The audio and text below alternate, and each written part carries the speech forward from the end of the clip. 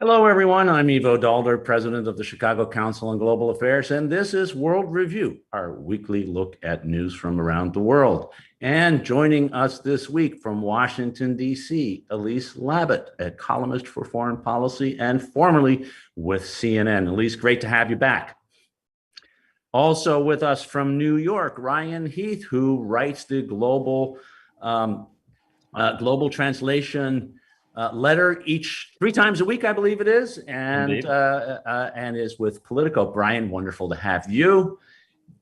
And from London, Philip Stevens, who is the chair of the editorial board and chief political commentator for the Financial Times. Philip, thank you so much for joining us, and thank you so much for joining us at an unexpected last minute. Steve Erlanger was supposed to be here with us, but he is out in Brussels, in Belgium and Germany, covering the devastating floods in that part of the world. He has a day job, as they say. So good for the readers of the FT, of the New York Times. Unfortunately, not so good for us, but we're even better off. We have Philip Stevens joining us. So Philip, let's start with you.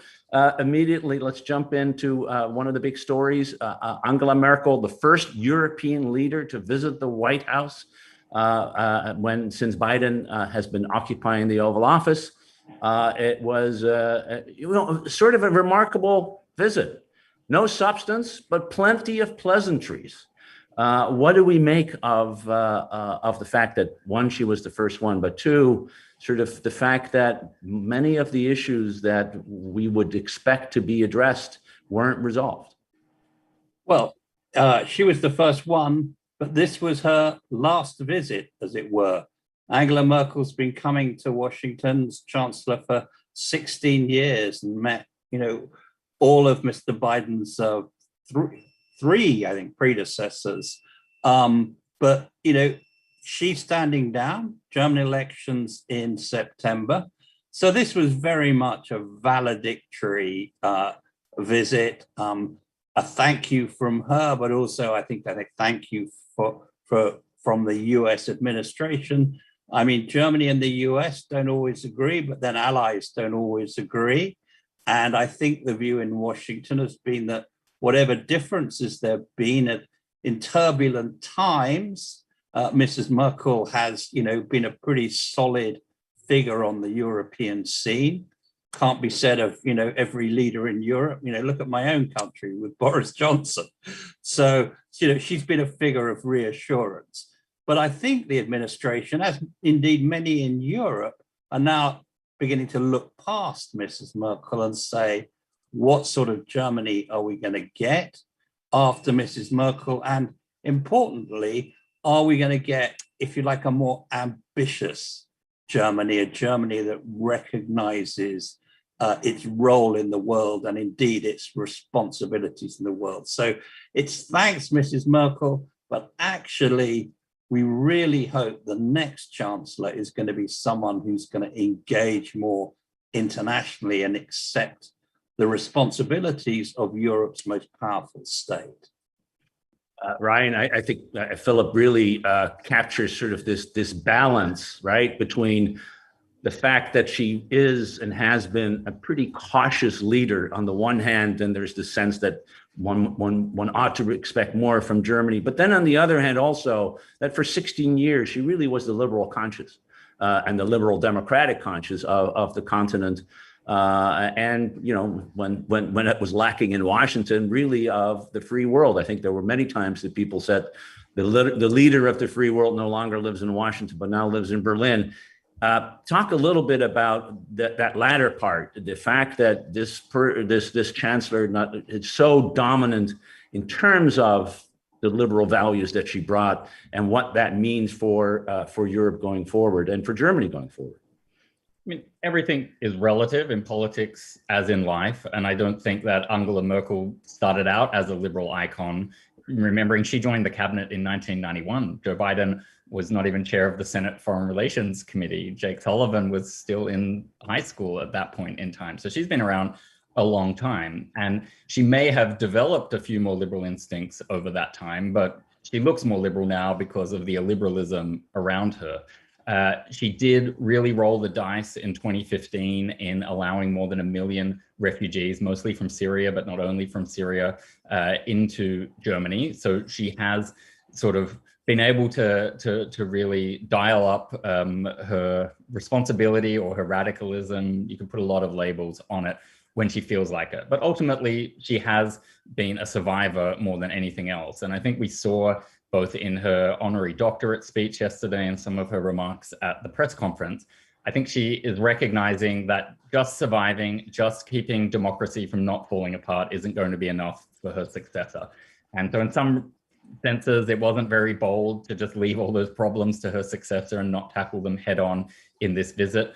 But at the end of the day, she's not going to be able to resolve all of Russia, all of China, and all of the defense differences with Washington just in a couple of hours with Joe Biden. So yeah, she kicked the can down the road, but after everything she's done and contributed, I think most people allowed that free pass.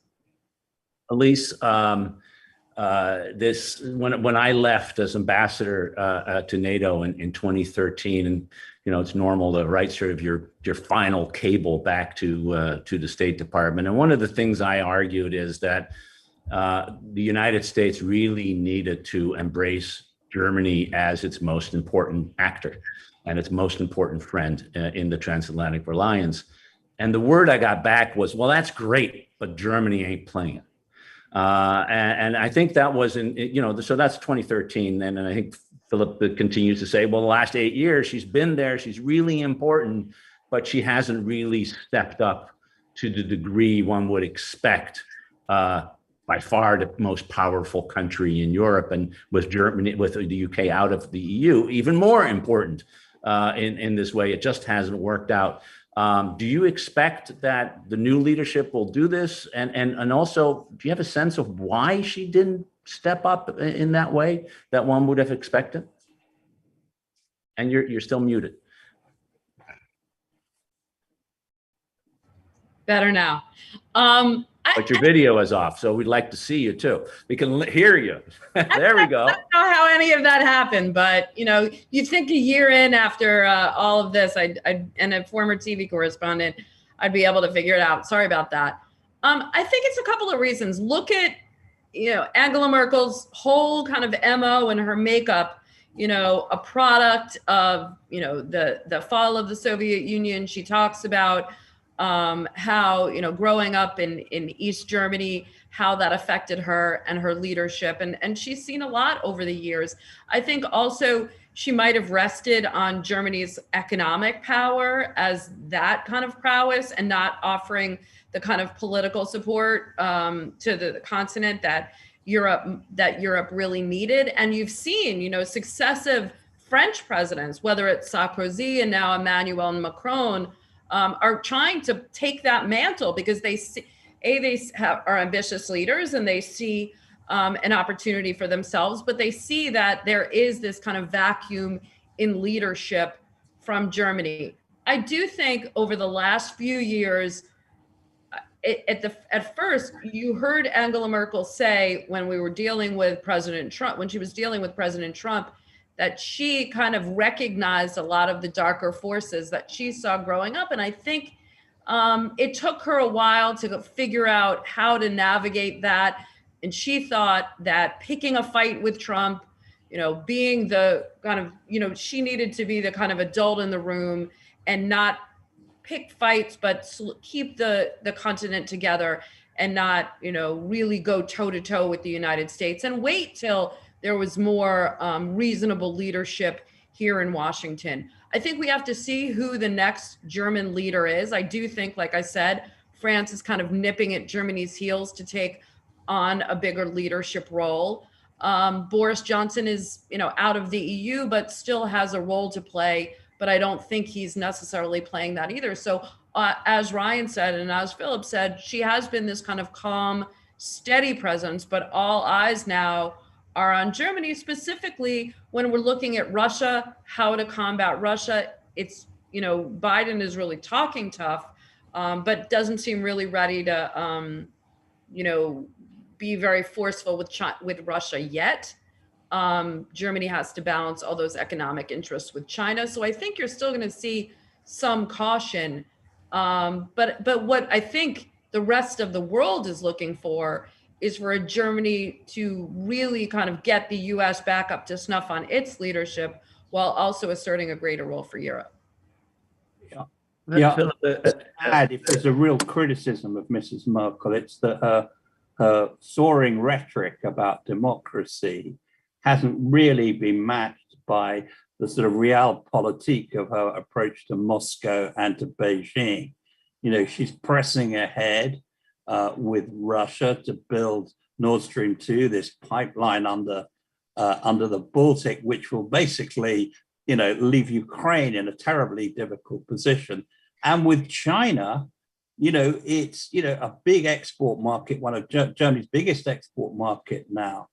She's just not been prepared to see that the China of Xi Jinping is not the China of 10 years ago, which was hiding and biding, but is a China that's challenging the international order. And I think, you know, what people want to see in, you know, Europe is not as hawkish about China as the United States, but a lot of people in Europe want to see that Germany is not going to put business first in those two relationships. I think you have a sense watching sort of the last few years that the world is passing Merkel by. That in some ways the change that is there is hard for her to recognize because she has invested and thought so much about the relationships, which she had a good an important relationship with Putin and indeed with the Chinese leadership that brought benefits not only to German business but also stability. But somehow the thing that has changed over time, she hasn't really grabbed onto. And you know, when people have been in power for as long as she had, I think she said the other day, right? That asked, what are you going to do afterwards? She said, I don't know. I'm just used to going to the office. I don't know what anybody will talk to me, Elise. Yeah, that's exactly what I was just going to say. When you've been in power for, you know, the better part of 2 decades, you know, it's old thinking. And we've seen over the, you know, clearly over the last 4 years of Trump and now with the pandemic, but even before that, the world is changing. Angela Merkel has not necessarily kind of changed with the times, you know, not looking at the world with new eyes, which a lot of, you know, developing countries are looking at, seeing some of these transnational 21st century threats. And then as Philip said, you know, the growing economic prowess of China. You know, she's still dealing in a pragmatic way where I think as Europe is coming out of the pandemic, still trying to deal with the consequences of Brexit, might be looking for a more disruptive Germany, obviously steady and willing to exercise the leadership, but thinking in a more disruptive way.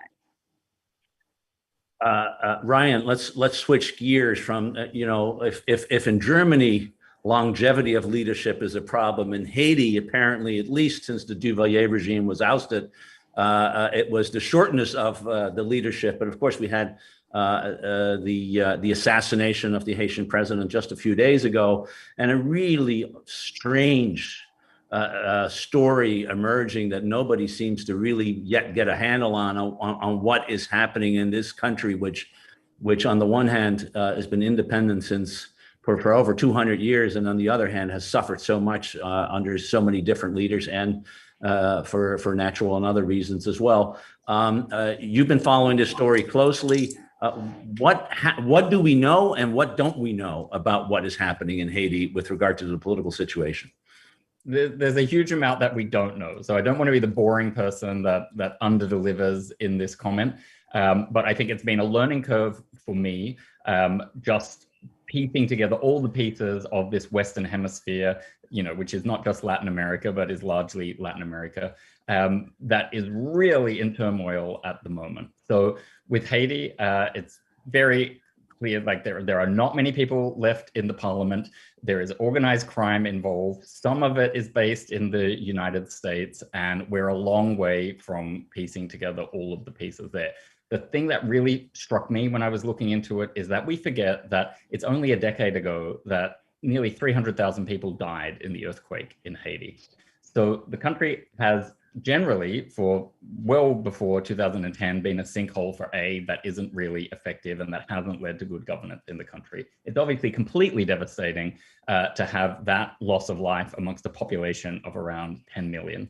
And I don't think that the US has really put in the resources broadly into what's known as the whole Southern Command region for that whole hemisphere to deal not only with those specific problems with Haiti, but the way they interconnect with other crises that are clearly emerging in the region. And then you throw COVID in on top of all of that, and I think what you have is a decades-long problem that the US is going to be dealing with, never mind the specific details of this assassination. So we can dive into many of those intertwined crises if you'd like, but I thought I'd lay out the mess on the table and then we can unpick some of it together. That's great. And if you ever think of a country that really has suffered in just about every possible way, Haiti really is one of it. So, and Ryan said, Elise, the US thinking about that it has a special role in this country for a whole bunch of historical reasons. And so the first thing that happened, the assassination happened, and whatever leadership remained said, well, we need the United States to intervene militarily. Not a lot of people in Washington seem to think that that's a good idea, including the President of the United States, who sort of kicked that can down the road yesterday in the press conference. But how is Washington looking at this problem? The problem is not going to go away. Well, I mean, that's right. And I think, as Ryan said, in terms of, the aid being a sinkhole, I think, look, for all of its problems and all of its, catastrophes, ironically, Haiti has never had any shortage of money. The people are so poor, but there are billions of dollars since the hurricane. Basically, the U.S. has given some $3 billion in U.S. aid from USAID. But the one thing that the U.S. has never really taught Haiti is how to make decisions for itself and how to govern and how to really invest in those institutions. I don't call it nation building, I call it state building, making sure that the institutions of government work and are serving the people. And when the U.S., comes in with their aid and their large scale infrastructure projects and doesn't put Haitians at the center of that and teaching them how to build their own capacity and, govern for themselves and deliver for themselves, it creates this codependency on the international community. It creates political dysfunction. And that's why we've seen all of this, not the only reason, but it contributes to the political chaos over the years, corruption, mismanagement. And, that I think has really kind of exacerbated the situation in Haiti over the years. And then when you talk about, some kind of military action, there have been U.S. military interventions over the years. Some have been helpful. People largely believe that the first restoration of President Aristide at the hands of U.S. Troops helping him go back in after the first coup was largely a good idea. Would it be a good idea to intervene now? I think a lot of Haitian experts, diplomats, officials say that would just recreate the whole dependency that Haitian has on the international community. I think what the U.S. really needs to do now is help with, CARICOM and the Organization of American States getting together, say, look, we want to help you deal with your political dysfunction, help build a consensus in the country so that you can elect a president that has broad support, give him the capacity to help, deliver for the Haitian people and put them on a more stable political footing. I think this bottom up help is really important that you're talking about, Elise. And I think that's a lesson we keep on learning. Unfortunately, we don't seem to be implementing it as much. I mean, Philip, you comment on the state of Haiti, but I'd like to sort of broaden it out. If you think about, Sam Huntington wrote about the third wave of democracy that started in South America. It was the post-Pinochet, post-Argentinian generals that led to a wave of democracy throughout the continent that then, of course, swept further into Europe in the post-Soviet period. You have a sense, if you look at this, that this era is coming to an end, not just in Europe where we have our problems, but in South America, where where democracy is under stress from populist leaders in Brazil and in Mexico, and popular uprising in places like Colombia and Chile, where large numbers of people were on the street, and of course, from thugs like Maduro in Venezuela. Talk a little bit about sort of, you had a column today about the different kinds of steel, and that democracy tends to be more bending and stable over time. What if it snaps? Is that what we're seeing, or are we just going through a rough patch here? Well, I think with Haiti, if you take a strictly European view, the view is this is an American problem, first of all. Thank you. The second view, though, is to echo very much what Elise says, that, you know, this is the problem of state building. This is about a place that doesn't have the institutions, the rule of law, the judiciary, the police force, the checks and balances in the political system that allows democracy to work properly. And it's no good pouring money into Haiti or putting new people in there unless you actually address those fundamental institutional questions, which I think leads on to your broader question about, you know, the apparent frailty of democracy in Latin America, but you could also say in the Middle East. We thought, you know, we could, and here's the big mistake, the generational mistake I think that's been made, is to view democracy in terms of voting. You know, give people a vote, that gives them democracy, and they'll be fine. Well, actually, if we look back at our own countries, one, it takes a long time to become truly democratic. And two, and the United States, I think, understood this a little with President Trump, in a democracy, it's not just the voting, it's the institutions and the rules, the constitution, if you like, that support that democracy that really matter. So when I was writing this morning about, you know, democracies can bend and they can be buffeted, but they stand there, what I was really talking about, I suppose, was advanced democracies, where you have all these institutions which absorb the shocks. So, you know, the United States absorbed the shock with all the problems of Donald Trump and refusing to accept that the election he'd lost the election, etc. European states have absorbed lots of shocks. And that's because of, you know, again, going back to the very basics, things like the rule of law, civil society, you know, relatively uncorruptible judiciaries and police forces. That's what democracy is. And we, in the Middle East in particular, but I think also in Latin America, we thought, you know, just give guys, you know, give everyone the vote, whether it's Iraq or Egypt or whatever, and it'll all be fine. Libya, and it'll all be fine. And it's not. So, you know, when we talk about democracy, we've got to talk about it in the round with all the sort of civic institutions that hold it together. Ryan, I think this is a really important point, and Philip called it a generational mistake. I mean, in Bosnia, when I was dealing with that in 1996, in the post-conflict period, the thing we, the U.S., insisted on first and foremost is to hold elections. And we were then surprised that the only people who were won were the Bosniaks voted for Bosniaks, the Croats for Croats, and the Serbs for Serbs.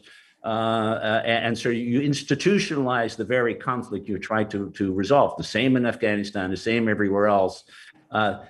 Are we ready for a fundamental reassessment in the way that Elise and Philip are talking about, bottom-up state building, civil society, rule of law, and leave elections as something that is a natural outgrowth of a more mature system? I think we're in the middle of the discussion. So, you know, it's very interesting looking at the Biden administration's language just around not just Haiti, but other countries in the region, where you have a tension between saying we must press ahead with the elections that were planned, et cetera. Like you hear that from some parts of the administration. And then there are others that simply say, until we can get a grip on the pandemic, and really make sure that we're not sending more people below the poverty line or letting people fall below the poverty line. We're just going to see more of the violent street protests. We're going to see more of the sort of raw anger that you see now in Cuba. You know, that's connected to other reasons. But the point is, I don't want to say there's two sides, but there are competing viewpoints about where to place elections in the priority order of things. And to zoom back out a little bit again from the here and now, picking up on your Bosnia point, Ivo, it's exactly what I saw in Egypt just after the Arab Spring, where it was almost devastating talking to the people and the candidates in that first election in Egypt. And just knowing they were going to be destroyed and not able to compete at all against the Brotherhood because there had never been political parties in Europe, in Egypt for decades. They hadn't built up those civic institutions. They weren't being supported to build up those civic institutions. And we all just got dazzled by the idea of these beautiful protests that were just going to turn into a beautiful election 6 months later. And it's just not how it works, as Philip has been saying. I talked to quite a few senior administration officials on and off the record over the last couple of days about what their approach is going to be across Latin America and the Western Hemisphere. I think they're particularly worried about Peru. You know, they're not going to be breathing easy until they really see that Castillo has been inaugurated on the 28th of July, because it's real echoes of what Donald Trump was trying to do after the 2020 US election, challenging not only the election results, trying to sort of delay the inauguration, pretending that the results weren't valid. You know, I think the administration was really surprised that both Haiti and Cuba happened at once. You know, they expected something like each of these things happening at different points in time. And now they're worried that Peru is going to be the next black swan event. Maybe a good switch, Elise, to Cuba, where we are seeing a new phenomenon, large street protests generated by social media. That's not new, but that it's happening in Cuba. And so the camps in the United States have predictably emerged in their longstanding views that no, we need more harsher sanctions versus no, we need to open up. And in the meantime, the people of Cuba are being left to fight for themselves without food, without medication, without vaccines, and in a pretty dire strait. What do you think led to the protest to emerge as it did, and what steps are being debated now in Washington to see if we can change the situation for the better of the people of Cuba? Well, I mean, look, the island has been increasingly hit with, a bunch of forces. Okay, first it started with President Trump, kind of unraveling and rolling back all of the openings that President Obama did in the last few years of his term, increasing travel, increasing remittances on the island, some of the investment that had just been starting that never really had a chance to get going. But those hopes and expectations were dashed by the people. Then you had COVID, the worst economic crisis in decades, because Cuba is one of those countries that depends on tourism, and tourism essentially stopped. All the remittances that were coming in from Cuban families to the families in around the world to the families in Cuba had stopped. And basically, then you had government mismanagement, not just of the economy. There were some economic reforms that increased inflation. There was also how the country dealt with COVID. At first, it seemed to have been on top of it, but recently we've seen an increase, really record-breaking numbers since as bad as at any time since the pandemic began. So you have all of that. The island is being increasingly hit by hours-long electricity charges. As you said, there's a lack of food, there's a lack of medicine, and this is all in a hot summer, kind of bubbling over. You had this burgeoning protest movement that's been a little bit different than we've seen in the past. On one hand, all the previous protest movements used to be about freedom and democracy. Now it's, they're not really protesting freedom and democracy, although of course chants of libertad are, coming out in the groups, but it's really about this kind of economic and desperation and acute humanitarian crisis. And so President Biden is now, he pledged to unravel all of those Trump era hawkish-led sanctions policies that were, starting to be undone by President Obama. He hasn't done that. 6 months in, I think the administration probably waited a little bit too long, and now everything has been infected by politics. You have the Marco Rubios, the Ted Cruzes, and even Bob Menendez, the chairman of the Senate Foreign Relations Committee, who President Biden really needs not only to confirm his nominees, but also on his domestic agenda. So now it's much more difficult for President Biden to maneuver. There is a policy review underway, but I think it's a little bit too late. I've talked to a lot of officials over the last couple of days. They say that they're looking how to help not just with vaccines, but with helping turn on get the internet going again. It seems as if the government tried to kind of quash a lot of this communication on social media that ironically was a product of the Obama opening. So I think the administration is kind of scrambling a little bit here, but this is really an acute humanitarian crisis. And so I feel like the administration needs to look at how to help the Cubans right away, regardless of politics, and then see what is the best way. How does this fit into President Obama's democracy agenda, dealing with authoritarian regimes, and the question of whether can we really give lifting the embargo, opening up the island, a chance to see if that's the way in this particular country, 90 miles from US shores, if that is the way to deal with an authoritarian regime. So it's politics, it's humanitarian, and it's dealing with an authoritarian regime.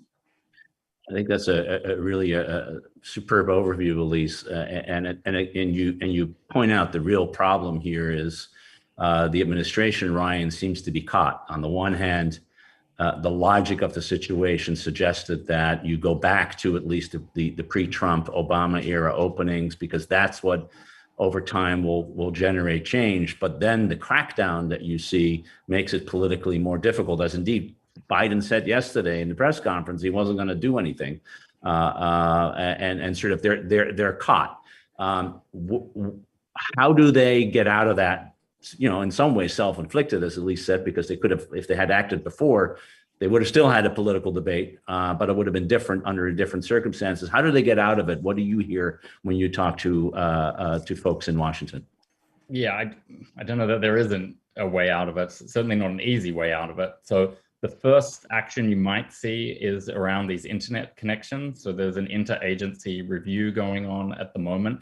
I think, it's not strictly about being bipartisan, but I think Biden is being very amenable to Marco Rubio, who's talking in fairly responsible terms compared to some other Republicans about how to deal with the situation. And that's his big idea, is using satellites to get this turned on. So you use private providers, not necessarily Elon Musk, but he's obviously got thousands of them up there in the sky now. And you use that as a way to help Cubans keep having their voice.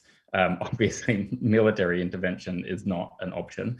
I was surprised at how strongly against remittance reform Biden was. He seemed to say very clearly yesterday that he thought the regime would basically steal the money and it would never get to the people who need it. But he does seem to be more open to getting vaccines on the ground, but needing assurances that that would also get into the arms of ordinary Cubans. I mean, that's a very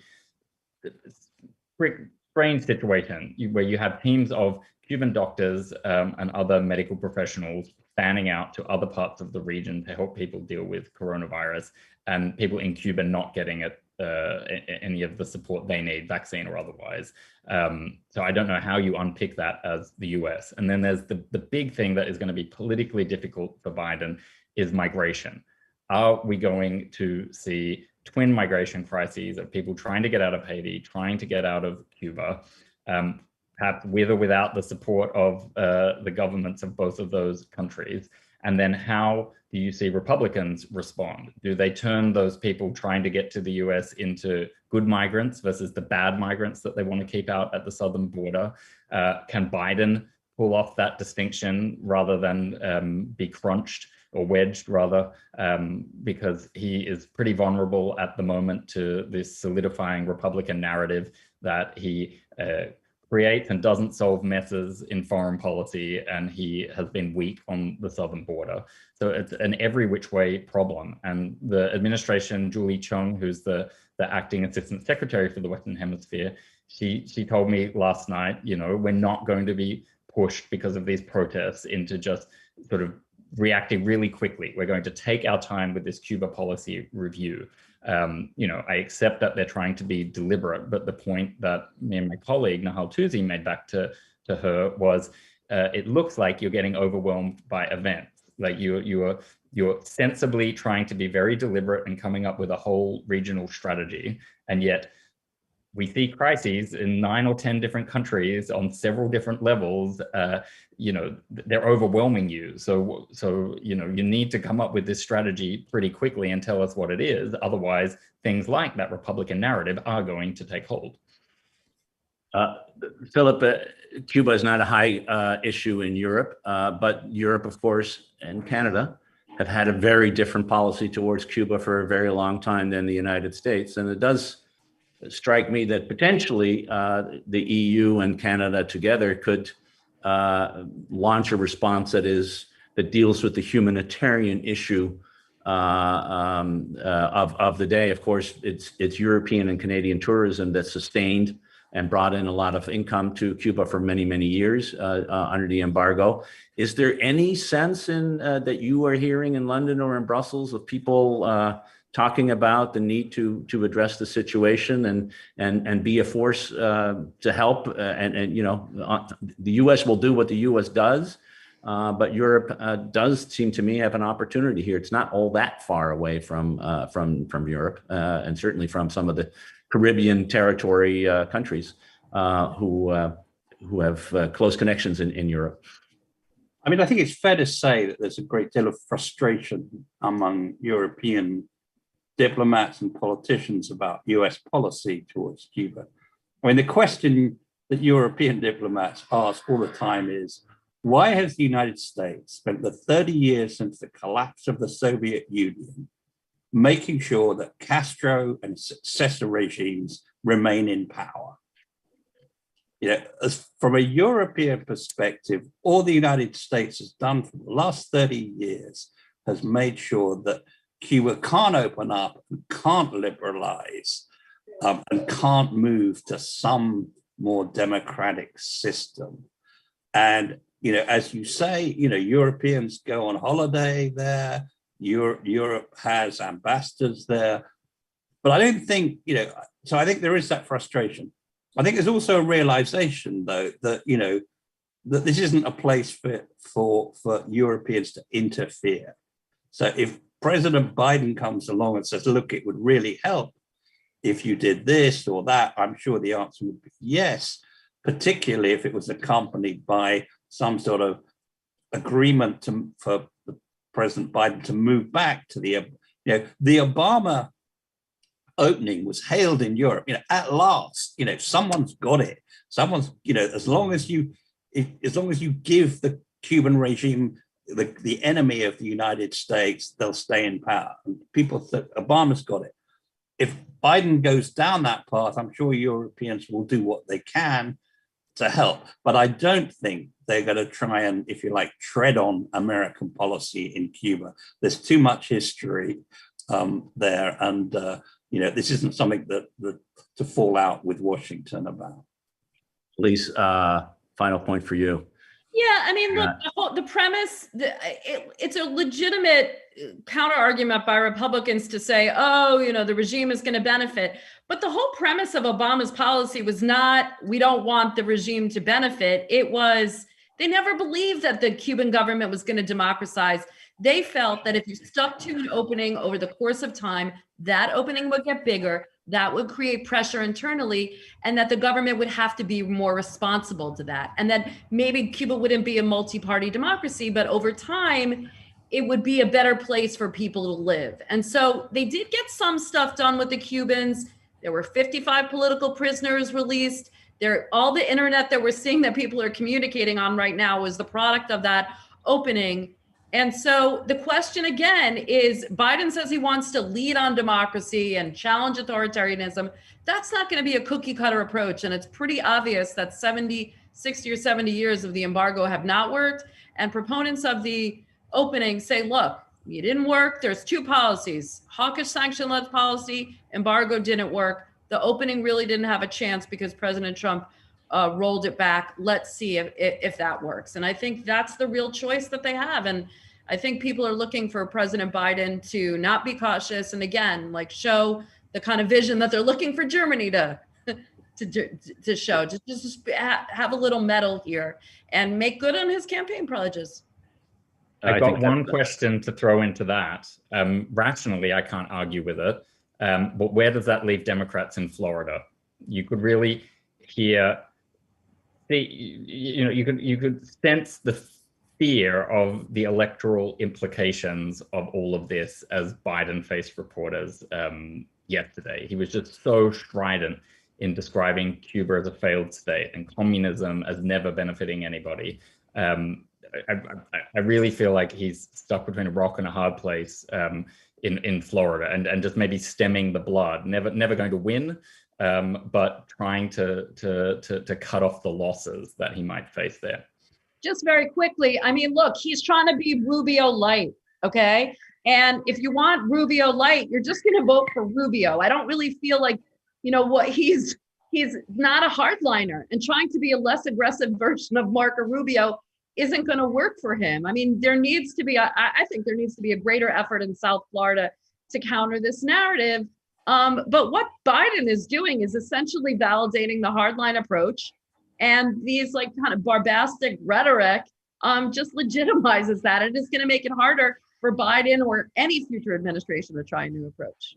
Yeah, I think that's right. I mean, if the politics suggest that you need a hardline approach, you're never going to out hardline the Republicans anyway. So why not try a different way and make the argument that if you're a hole, stop digging might be the first thing to do, and the embargo is your biggest hole and the biggest digging that you're doing. But we're getting away from policy into politics. Very bad idea. So let's in the final few minutes, Philip. We started off the devastating floods in Germany and Belgium just highlight the importance of climate change in a daily way. We see the same here in our own country with extraordinary droughts and heats and wildfires and so many other changes. The European Union came out with a really significant policy initiative. Of course, it still needs to be approved by the governments and the parliament on climate change in order to get to, a 55% reduction in greenhouse gas emission by 2030, and in order to get to that all-elusive goal of 2050 of net zero for the world, and hopefully stop even more devastating areas. Tell us a little bit about what they proposed and what you think the prospects are of what they put forward. Well, we're reaching now, I think, a critical moment before the COP meeting in November, where all heads of government will come together to come up with a global plan, where we've had political leaders across the world saying, look, we've got to cut emissions, we've got to do this with cars, we've got to do this with energy transmission, this with food production. And some of them have produced lots of targets, 30% here, down 20% here. But now these politicians have to spell out how you do it. And this is what the EU Commission has begun to do this week, and to say, look, if you want to do this, this is what we've got to do in transport. This is what we've got to do in household heating. These are the new taxes we're going to have to extend from heavily polluting industries to other things like transport. This is what we've got to do in aviation. And it's very tough. And a lot of governments have already pushed back against it. But, if we're going to tackle climate change, people have to get their boilers changed. You can't keep having gas or oil or coal producing the heat and light in your offices and houses. The Commission's come up with a plan to do it. What they haven't produced, and this is the job for national politicians, is a plan that says, okay, if we're going to persuade X million people to change their heating and their lighting and whatever, how are we going to help them to do it? You know, are we going to give them the money to do it? Is it going to be tax credits? Or if we're going to tell people they can't buy gas guzzling cars, how are we going to help particularly the poorer people in society to buy electric cars? Or how are we going to persuade, you know, what are we going to do with public transport fares if we're going to persuade people? So this is the beginning of the hard nitty gritty. I think the commission's done a great job in setting it out, but it's the beginning of the fight. You know, we're nowhere near, you know, the end of it. Brian, we only a minute or so left, but jump in here on either of the strategy or the politics. I think Philip has laid it out exactly right. Fully endorse what Philip has said. Like, the EU is doing the heavy lifting here that other countries are just going to have to do, and other countries hopefully will learn from the EU's mistakes. The EU is already learning from Macron's gas tax disaster in 2018. They have created a social transition fund to try and help poorer communities, poorer families, etc. But because the EU isn't resourced enough, it will fall to the government, some of whom are skeptical about the whole plan, to do the transition. So the EU is still very vulnerable about not getting this done. I think the carbon border levy is essential, but I'm skeptical about it happening. And I think what all of this demonstrates is just how far behind the US domestic debate is here, because the US won't engage with creating a carbon market, putting a price on carbon, or dealing with it through some form of taxation. Biden's promises, look, they're great, but they're just not feasible. They're not going to happen until something like what the EU is doing is agreed to by Congress. And we all know why that might not happen, but it's just a huge gulf between what the EU is doing and where the US is.